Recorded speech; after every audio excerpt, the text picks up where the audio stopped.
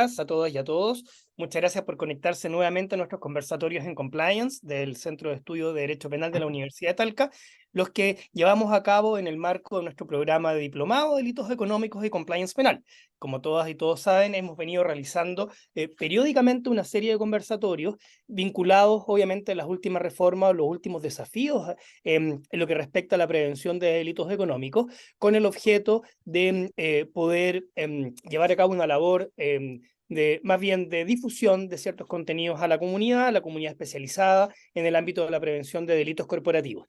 El día de hoy es un honor que nos acompañe don Andrés Salazar Cádiz, subdirector de la ULDECO, la Unidad de Delitos Económicos y Medioambientales, entre otros títulos de la Fiscalía Nacional. Andrés también, bueno, es un viejo amigo, es un penalista ya de unos buenos años en nuestro país dedicado a los delitos económicos, principalmente los delitos contra la libre competencia y los delitos contra el mercado de valores, en el cual incluso tiene importantes publicaciones, así que es un gusto para nosotros que nos esté acompañando el día de hoy. Les recuerdo que esta actividad además va a quedar grabada y van a poder consultarla o revisarla o volver a verla en nuestras redes sociales. Los invito también a conocer los cursos que estamos desarrollando en Compliance a propósito del diplomado en delitos económicos y compliance penal, y también les pediría que todas las preguntas las pudieran hacer a través del chat. Luciano Rojas, nuestro coordinador académico, las va a gestionar y va a luego ordenar más bien el diálogo con nuestro invitado. Así que sin más, muchas gracias Andrés por el tiempo que nos da, muy valioso para nosotras y para nosotros. Así que los dejo a todas y a todos con Andrés Salazar, que nos va a hablar de un tema muy importante, que son los delitos de información. Es decir, todos esos delitos que ya existen, delitos que ya existían antes del proyecto de delito económico, cuya novedad es que ahora las personas jurídicas pueden responder por estos delitos. Obviamente, cuando entre en vigencia el 1 de septiembre de 2024, las modificaciones a la ley 20.393, pero hay una serie de delitos que tienen que ver con la información que las personas jurídicas deben entregar a entes reguladores, y cuya información falsa, por lo general, ¿no es cierto?, puede derivar en responsabilidades penales. Nosotros conocemos casos emblemáticos en nuestro país, pero ahora obviamente vamos a tener, esto va a adquirir mayor relevancia en la medida que las personas jurídicas deben necesariamente incorporar medidas de control y de gestión de riesgo respecto a estos delitos. Así que muchas gracias, Andrés, y queda, ¿no es cierto?, queda todo tuyo el auditorio para tu exposición. Bueno, muchas gracias a las personas que se han interesado en esta exposición. Un disclaimer inicial acá estoy invitado como parte del cuerpo académico del programa de compliance de la Universidad de Talca.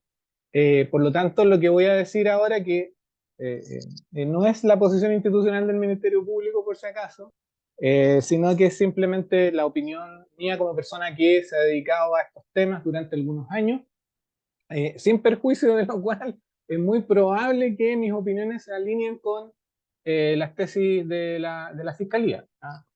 Pero claro, no es una cuestión oficial. En segundo lugar, la presentación que vamos a ver es algo modesta y pretenciosa al mismo tiempo. Es modesta porque la idea es, en el marco de el diseño de programas de cumplimiento, que claro, tenemos un año para prepararnos para eso, eh, he tomado cuáles son los delitos informativos que pueden ser más relevantes para el sector empresarial.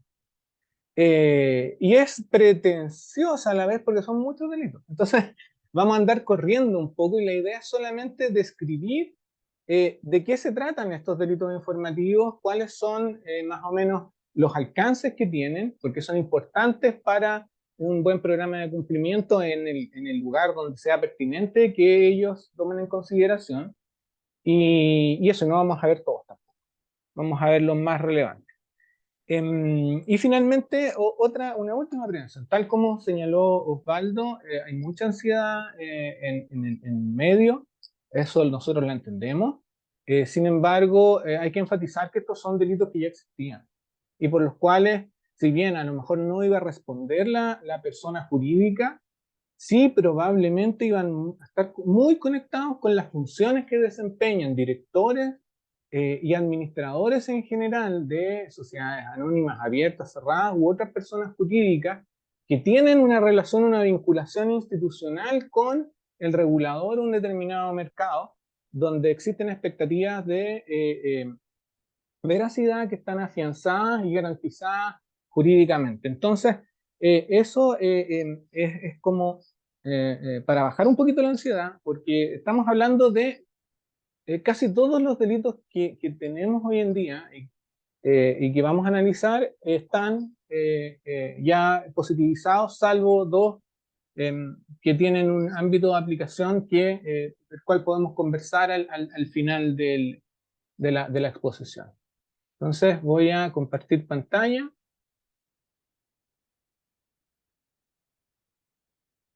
No sé si se ve, creo que no ven la presentación. Sí, se ve, Andrés, se ve súper bien. ¿Se ve la presentación? Sí, Ya, perfecto. Ah, ya, perfecto, que me apareció en el otro lado de la pantalla.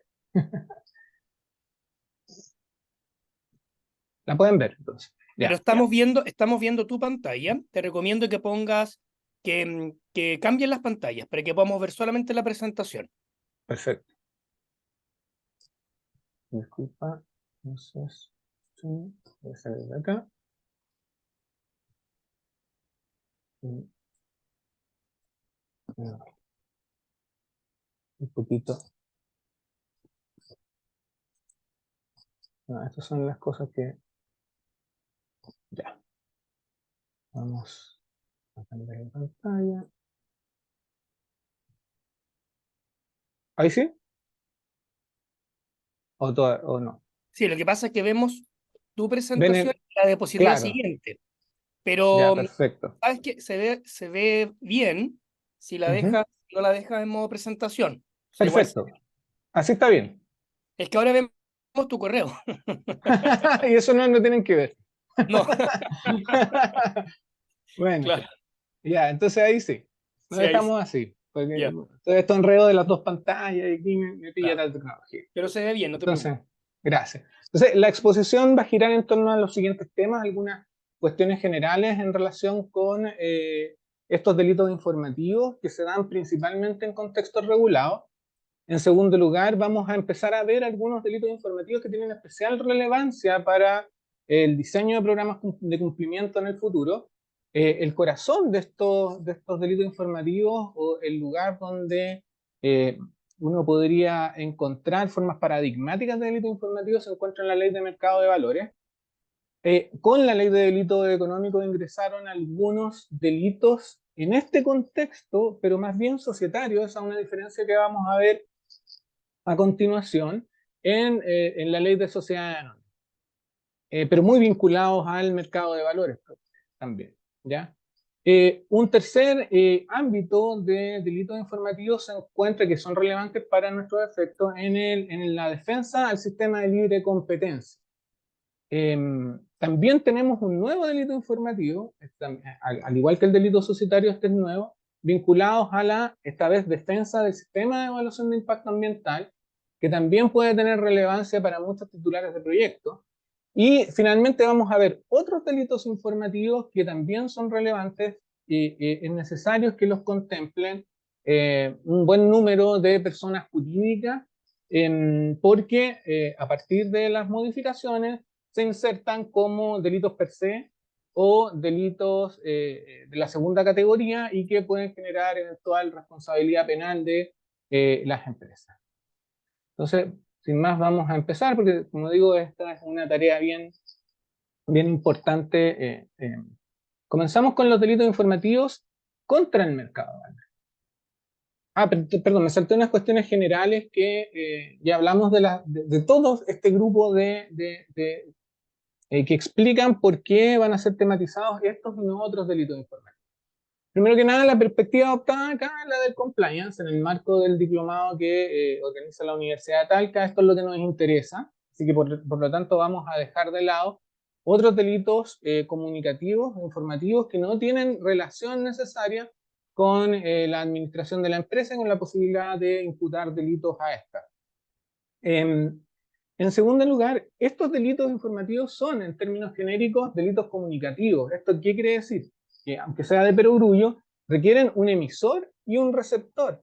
La idea de esta vinculación es necesaria para entender por qué los tematizamos desde el derecho penal y por qué pueden afectar a bienes jurídicos protegidos. Siempre en estos delitos, los denominadores comunes que tienen es que uno de ellos es que el emisor de la información ostenta una posición institucional de la cual emanan deberes de veracidad hacia el receptor. Por su parte, el sujeto pasivo, quien recibe la información, posee una expectativa jurídicamente garantizada de que la información que se le proporciona es verdadera, es fidedigna. ¿Por qué? Porque probablemente va a tener que adoptar decisiones a partir de esa información. Decisiones que son relevantes para el desarrollo de sus intereses. Aquí hay que tener en claro que no estamos organizando los delitos informativos en virtud de un determinado bien jurídico protegido. Todo lo contrario. Acá se trata de un universo muy heterogéneo de bienes jurídicos que son protegidos por medio de los delitos informativos. Lo que vincula a esta categoría es que la falsedad que ostenta la información entregada por el emisor es el mecanismo de ataque de estos diversos bienes jurídicos que pueden ser afectados. Y muy en general, estos delitos protegen bienes jurídicos de carácter institucional o supraindividual y por lo tanto su estructura se correlaciona en términos de tipicidad con delitos de peligro y generalmente delitos de peligro abstracto. Hay algunos delitos de aptitud que nosotros, de delito abstracto pero de aptitud que vamos a ir comentando, pero en general son delitos de peligro abstracto, no requieren una lesión efectiva del bien jurídico protegido.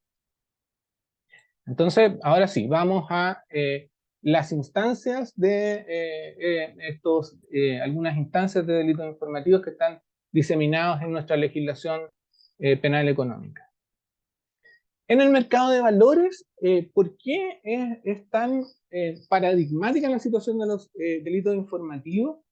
Porque el mercado de valores depende esencialmente de la información que fluye a través de los canales institucionales dispuestos para él. Como ustedes saben, la información es un bien esencial para el inversionista.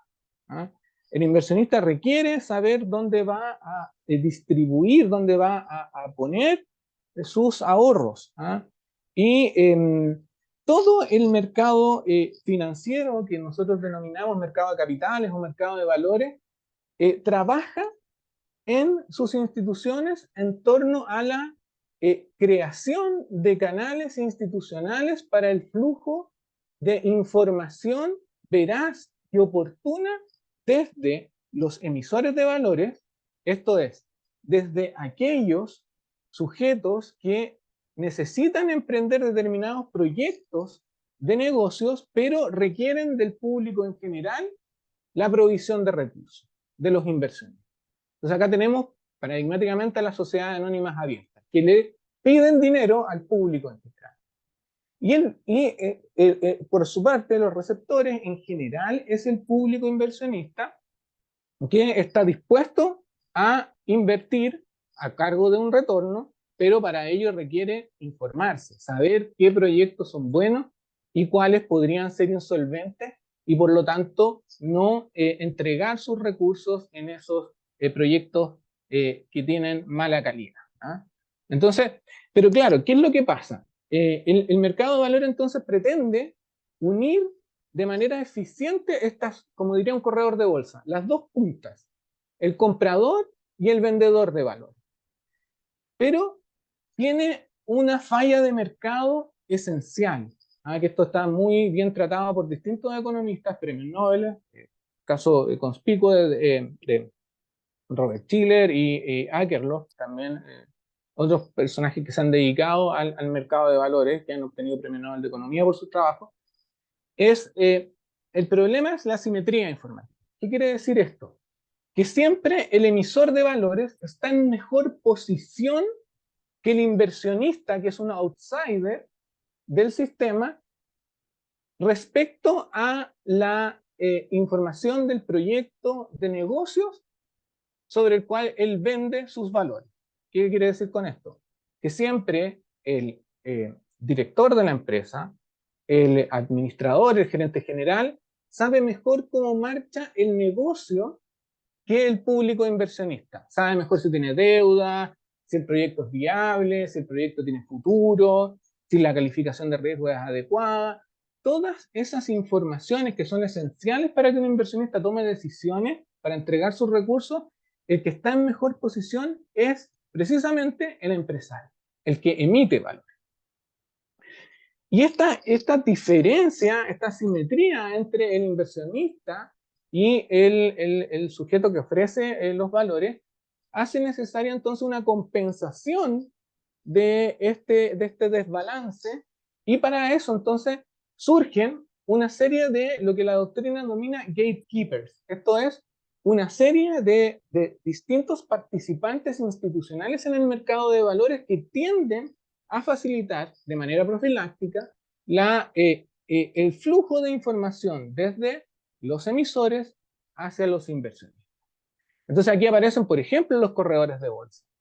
Por ejemplo, las sociedades calificadoras de riesgo que toman un bono emitido por un determinado emisor de valores y dicen, mire, ¿sabe qué? Este es muy buen bono. Las perspectivas de que se le pague en el futuro son AAA. Entonces los califican y entregan información al público en general. Y además de los corredores de bolsa están los auditores. Muchas veces los mercados de valores, y en Chile eso es así, la Comisión para el Mercado Financiero exige que los balances, las memorias de las sociedades que cotizan en bolsa sean auditadas y sean corroboradas en cuanto a la información que ostentan, que es patrimonial, por una empresa externa que revisa y controla esa información. Ustedes saben esto mejor que yo, ¿eh? Entonces, tenemos todos estos participantes del sistema que tienen un gran objetivo, es asegurar la calidad informativa que se entrega desde los emisores hacia los inversionistas. Y esto es importante, ¿por qué? Porque todo esto performa los delitos que vamos a estudiar a continuación, todas estas funciones. ¿Cuáles entonces van a ser? Pero todos los delitos de la ley de mercado de valores tienen que ver con información. ¿Ah? Pero a nosotros nos interesa estos delitos donde existe una obligación de veracidad por parte de un determinado emisor o supervigilado por la Comisión para el Mercado Financiero y el receptor de la información, que puede ser el público en general o la propia Comisión para el Mercado Financiero. Nos van a interesar entonces aquellas informaciones falsas que afectan relaciones institucionales vinculantes preexistentes. No otro tipo de entrega de información falsa que también puede importar la comisión de delitos de la ley de mercado de valores. Esto es importante también remarcar. Las entregas de información falsa que están tematizadas por la ley de mercado de valores importan afectaciones ad extra, hacia afuera de la compañía. ¿Ya? Lo vamos a ver porque, a diferencia del delito societario de entrega de información falsa, ese delito societario pareciera ser que está preocupado de información que se entrega ad intra a la empresa. No, estos van a afectar al público inversionista, a la Comisión para el Mercado Financiero. Esto es, a sujetos que están fuera del ámbito de la propia empresa. Y tenemos que distinguir acá. No nos interesa acá como delito informativo, de acuerdo a lo que hemos, al ámbito al que hemos restringido nuestro análisis, no nos va a interesar el delito de uso de información privilegiada o insider trading. ¿Por qué? Porque el uso de información privilegiada tiene la lógica opuesta. Precisamente el sujeto, el emisor, el que ostenta esta posición, tiene información de buenísima calidad, de primera calidad. Él sabe perfectamente cómo está la compañía donde él trabaja y que ha emitido los valores. Él juega abusando de su posición con otros en el mercado, tratando de evitar pérdidas o de aprovechar ganancias por su mayor conocimiento de cómo está la compañía en términos patrimoniales. Por lo tanto, el delito de insider trading es un delito de excelente información, ¿ya? Pero que es aprovechada de manera abusiva por el insider. Entonces, eso no nos interesa. A nosotros nos interesa la información falsa, ¿ya? Tampoco nos va a interesar en los delitos de manipulación informativa, que esto también es otra de los delitos más importantes de la ley de mercado de valores, de aquella clase de abuso de mercado, como la denomina la legislación europea. ¿Y por qué no nos va a interesar? Porque cualquiera puede cometer el delito de manipulación informativa. Puede que ostente poder de mercado, no nos vamos a entretener en eso, o puede ser cualquier persona que difunda rumores falsos en el mercado de valores y que apueste en base a la credibilidad que le puede dar el mercado a esta información falsa que él ha difundido. ¿Ah? Ese delito tampoco nos va a interesar, porque puede ser cometido por cualquiera, no necesita estar vinculado por estas relaciones institucionales preexistentes. ¿Ya?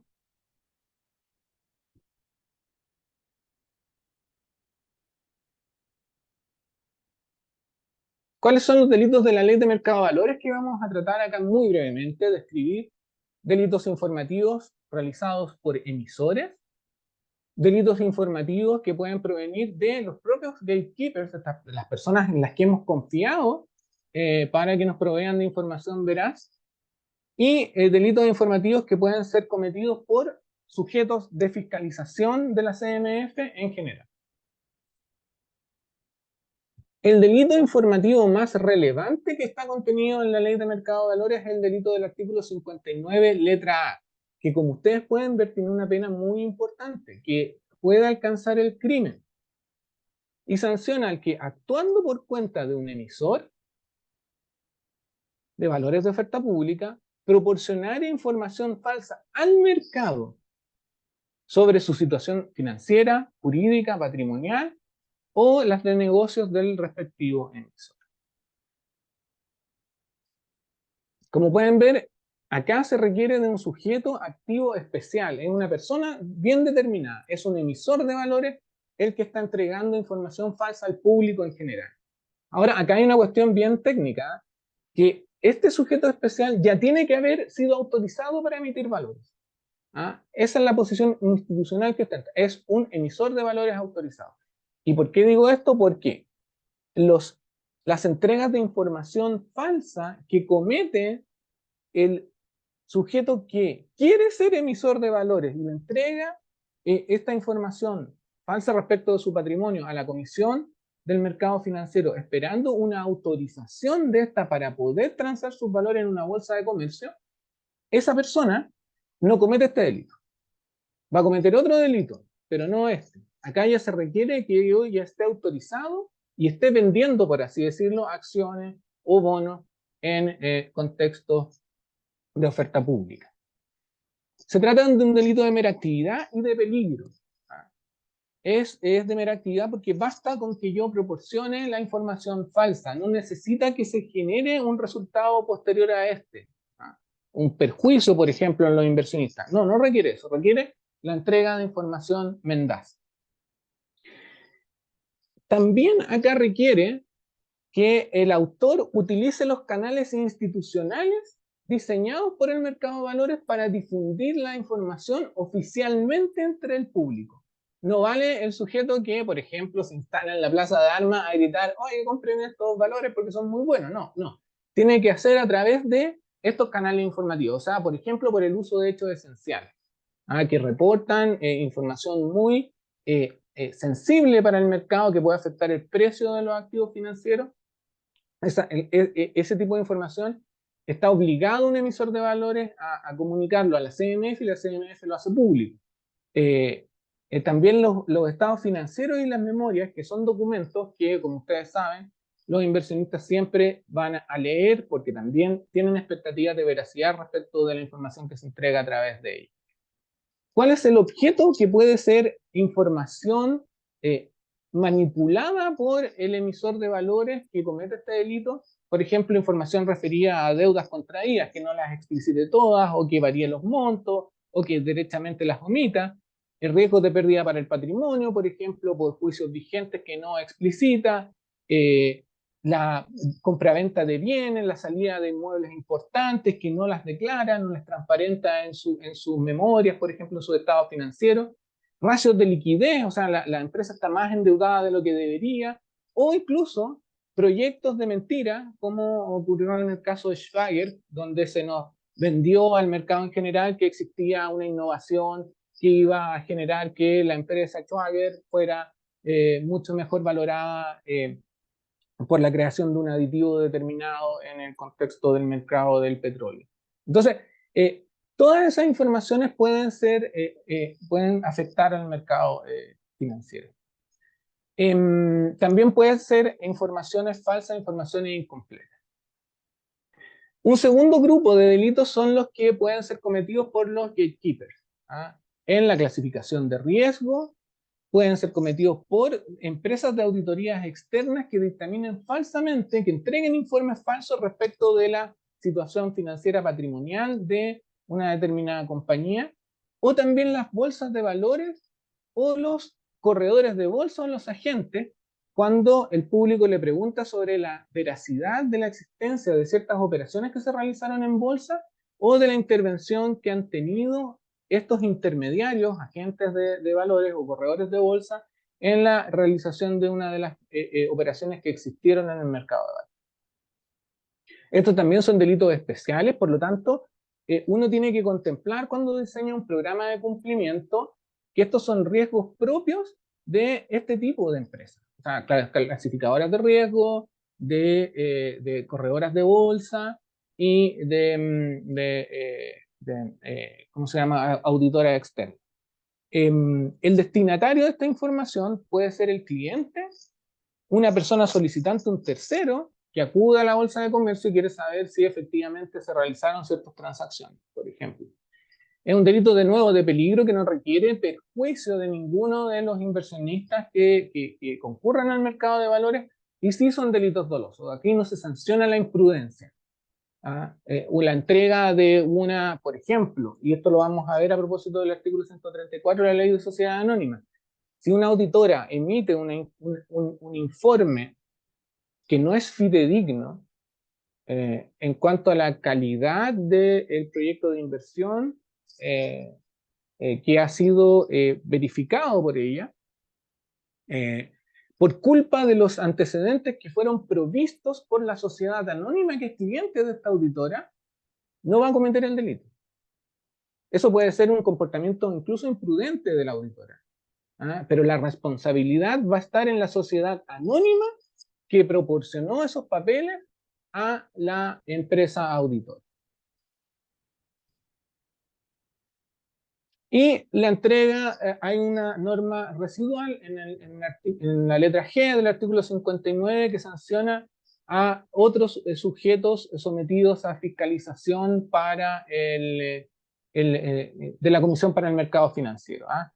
Lo que sí es que esta información tiene que tener la característica de que es requerida por la ley o por una norma de carácter general emitida por la Comisión para el Mercado Financiero, y que tiene que tener dos tipos de aptitudes. Acá tenemos con un delito de peligro, pero de aptitud para incidir en decisiones del público inversionista, o que esa información falsa sea capaz de ocultar aspectos relevantes del patrimonio de la persona jurídica. Entonces, ¿quiénes pueden emitir? ¿Quiénes son estos otros posibles autores de este delito que está contemplado en la letra G? Por ejemplo, las administradoras generales de fondos, respecto de fondos de inversión público, ¿no es cierto? Cuando hay información falsa en el prospecto que se le entrega a los inversionistas. Entonces yo digo que no sé, son inversiones que se van a realizar en el mercado de deuda o de bajo riesgo, y la verdad es que estoy actuando bien especulativamente, agresivamente en mercados de alto riesgo. Corredoras de bolsa, y este es un caso paradigmático que ha sido muy utilizado y por la Fiscalía y muy castigado en sede penal, que son los corredores de bolsa que entregan información falsa respecto, por ejemplo, de sus índices de liquidez y solvencia. Si yo soy inversionista, quiero entregar mi dinero a la administración de un tercero que sea solvente y que no esté tentado a ocupar los dineros que yo le pasé para mantener su liquidez o la continuación de su giro. Los emisores pueden ser sujetos activos de este delito. Yo creo que este es el delito, el de la letra G, el que podría cometer una sociedad anónima que quiere ser autorizada por la Comisión para el Mercado Financiero para poder participar en el mercado de oferta pública emitiendo acciones o bonos, etcétera, etcétera. Entonces, al momento de presentar los papeles para que me autorice la CMF, es donde yo puedo cometer este delito, previo, por así decirlo, a ser un emisor autorizado, postulando a ser un emisor. Y el destinatario de la información puede ser el público general o la propia CMF, y este, como vimos, es un delito de actitud. Luego hay unas normas de recogida que sancionan con menor pena, presidio menor en cualquiera de sus grados, a las entidades que pueden ser objeto de fiscalización de la Comisión para el Mercado Financiero, y en ese contexto entreguen información falsa que tienda a ocultar la realidad a la Comisión para el Mercado Financiero. Pasamos a un segundo delito. Terminamos la primera clase de delitos que están en el contexto de la Ley de Mercado de Valores y nos concentramos en el nuevo delito de entrega de información falsa en el contexto societario. Este, a diferencia de los de la Ley de Mercado de Valores, es un delito que se comete ad intra, hacia dentro de la empresa. Se trata de información falsa que es proporcionada a los socios, a los accionistas o a terceros que inciden en el desempeño de las funciones propias de la compañía. ¿Ya? Entonces ustedes ven que acá tenemos la sanción de los directivos, gerentes, administradores, ejecutivos principales. Entonces estos sujetos que ocupan una posición fáctica al interior de la empresa, de administradores, en la que la memoria, los balances, documentos destinados a socios, terceros o a la administración, exigidos por la ley o la reglamentación aplicable, sean falsos y tiendan a ocultar o distorsionar el verdadero contenido o la verdadera situación financiera o patrimonial de la sociedad. Como les dije, este es un delito hacia dentro de la institución. Es un delito especial, solamente puede ser cometido por estas personas que están enumeradas en el artículo 134.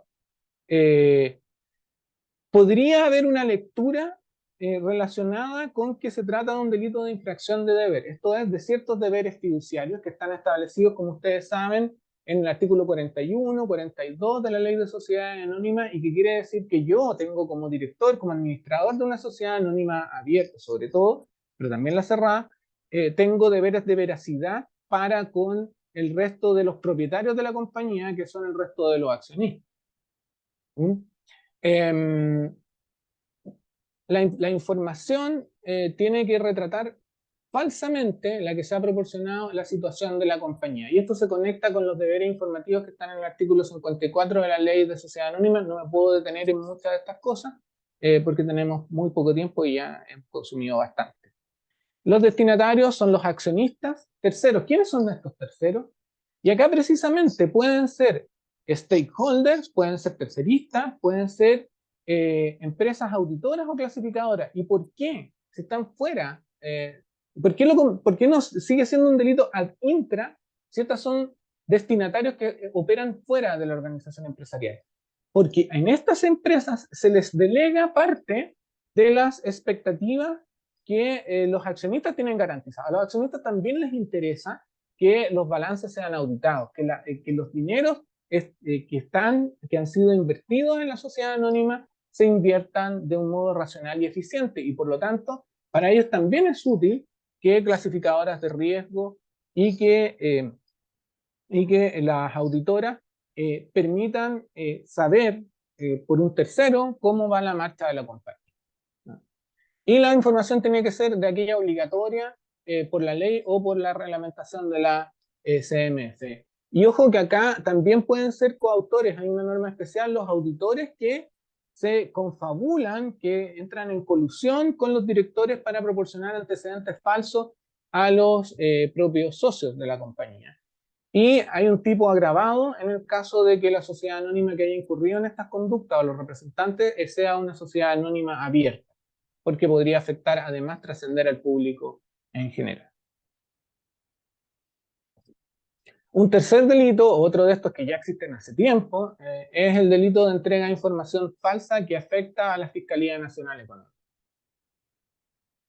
Este delito está consagrado en el artículo 39, letra H, del decreto ley 311, y tiene que ver precisamente, disculpen, con las labores de fiscalización que ostenta el fiscal nacional económico respecto de sus supervigilados.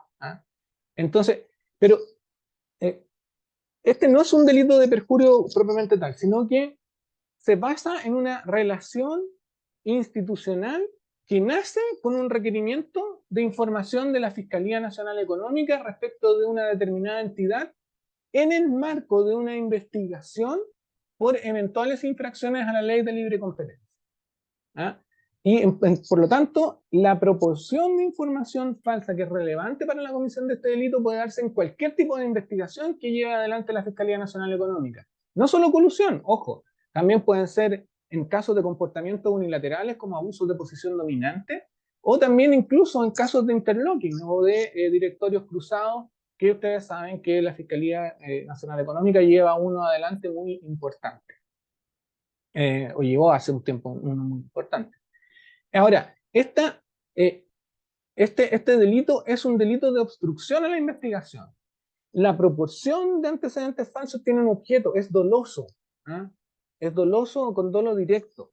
Tiene que, el agente cuando proporciona la información falsa tiene un propósito, que es dificultar, desviar o eludir la acción de la Fiscalía Nacional Económica. Y la última característica que es relevante de este delito es que, a diferencia del delito de colusión, basta con que el fiscal nacional económico denuncie, no necesita querella, ni ratificación por parte del Tribunal de Defensa de la Competencia de que estamos ante una conducta infractora de las reglas del decreto ley 211.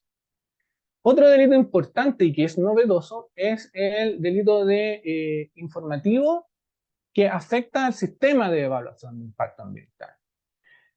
Este delito está contemplado en el artículo 37 bis, ese es el texto, y el sujeto activo de este delito va a ser un titular de proyecto que debería someterse al sistema de evaluación de impacto ambiental por los efectos que trae aparejado en términos de potencial daño ambiental la ejecución del mismo. El objetivo de la entrega, entonces, de estos antecedentes falsos es afectar al proceso de evaluación de impacto ambiental o al seguimiento de las obligaciones que emanan de un proceso de evaluación de impacto ambiental ya concluido y supervigilado por la Superintendencia de Medio Ambiente. El receptor de esta información es un receptor institucional. Va a ser el Servicio de Evaluación Ambiental o la Superintendencia del Medio Ambiente. Y tiene tres hipótesis típicas alternativas, son distintas cada una de ellas. El primero, en el contexto de una evaluación de impacto ambiental, ocultar efectos futuros del proyecto.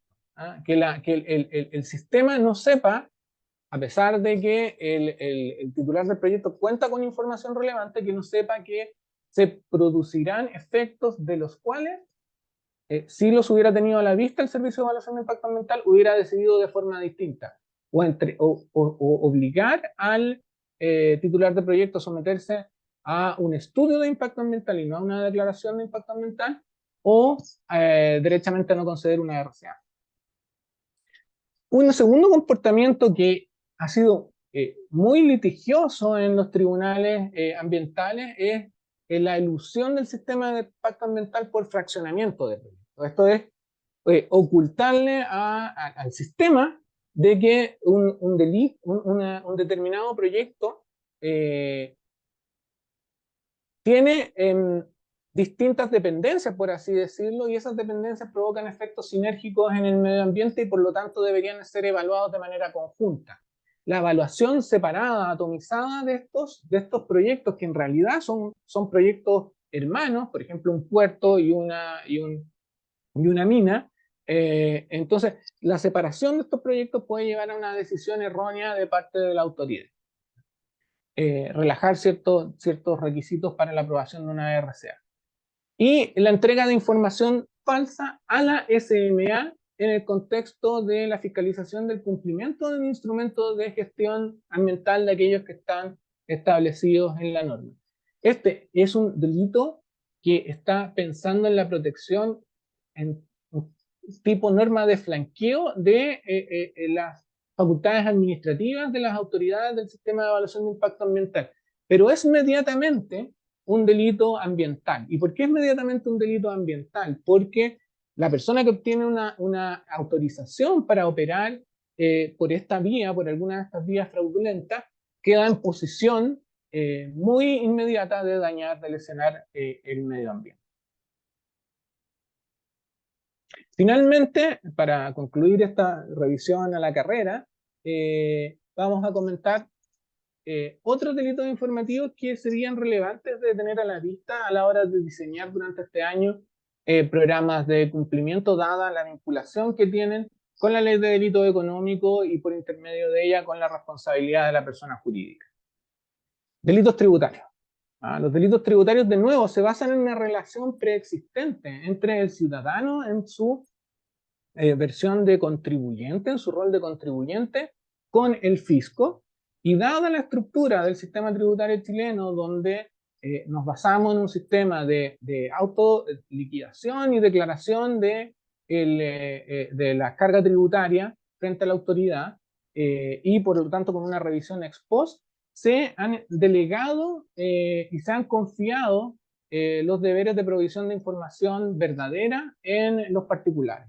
Entonces, acá hay una serie de exigencias que impone el sistema tributario de ser veraz a la hora de determinar nuestra carga tributaria, y la entrega de información falsa en este contexto, en declaraciones de renta, en la solicitud de reconocimiento de crédito fiscal en materia de IVA, pueden generar responsabilidades penales para las personas jurídicas, obviamente también para los sujetos que cometen el delito, ¿ya?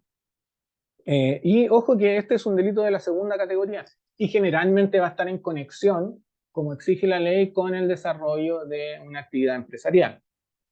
El segundo delito es entrega de información falsa a la Comisión del Mercado Financiero en materia de seguros por compañías de seguro. Y esta, de nuevo, las compañías de seguro, las aseguradoras, también tienen, al igual que los emisores de valores, ciertas obligaciones de reflejar adecuadamente su patrimonio ante el regulador del mercado. ¿Y por qué esto? Bueno, ustedes recordarán la crisis del 2008 y lo que ocasionó que no se transparentaran adecuadamente los balances y la situación financiera de determinadas compañías aseguradoras, que terminaron generando un colapso en masa del sistema financiero mundial.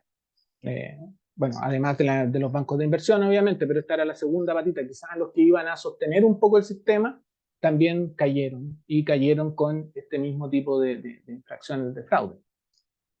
En tercer lugar, uno que, bueno, cuando uno está en una situación más dolorosa, pero el liquidador concursal, en casos de concurso, o sea, de insolvencia de la compañía, requiere también ser provisto de información verdadera para poder realizar el procedimiento concursal de manera adecuada, protegiendo los intereses de los acreedores. Este es un delito, este y el anterior son delitos de primera categoría, que per se son económicos. O sea que siempre van a generar de los cuales va a emanar el régimen especial establecido por el Estatuto de la Ley de Delito Económico en términos punitivos. Y finalmente tenemos otros delitos que son comunes, que están en el Código Penal, pero que también tienen este contexto institucional que vincula al emisor y al receptor de la información, y del cual se generan expectativas de veracidad respecto del primero, como es el fraude de seguro. Esto es cuando vamos a contratar con una compañía aseguradora, tenemos que proveerle información fidedigna para la generación de un contrato adecuado sobre la base de los riesgos de la compañía. y el fraude de subvenciones. Esto es cuando postulamos a subvenciones estatales, también tenemos que entregar información fiel al Estado, y estos son ambos delitos que están en la segunda categoría y obviamente muy probablemente cumplan con los requisitos que nos permiten aplicarle el estatuto especial de la ley de delito económico cuando se cometen desde el interior de la empresa. Esa es la revisión, disculpen lo rápido, ha sido un poco brutal la entrega de información de mi parte hacia ustedes, así que quedo a su disposición para las preguntas. Obviamente hay muchos más delitos de entrega de información, pero por temas de tiempo nos tuvimos que concentrar en eso.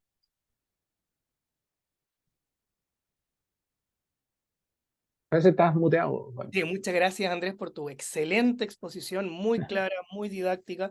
Yo creo que efectivamente nos ha servido a todas y a todos para conocer más bien cuál es el alcance de estos delitos de información.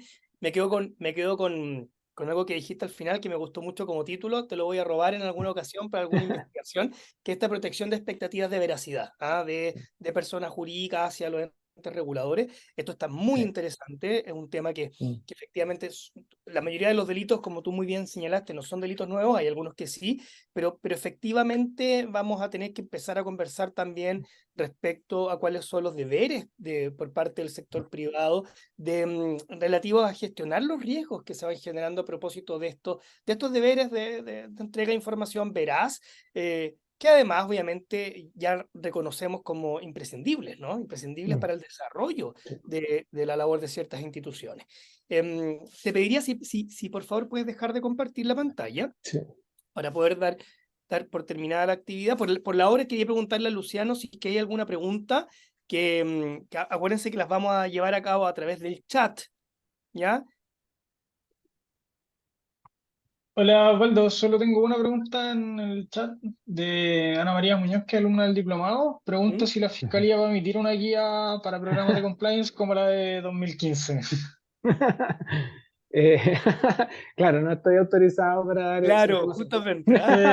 Pero yo diría que entendiendo o sea,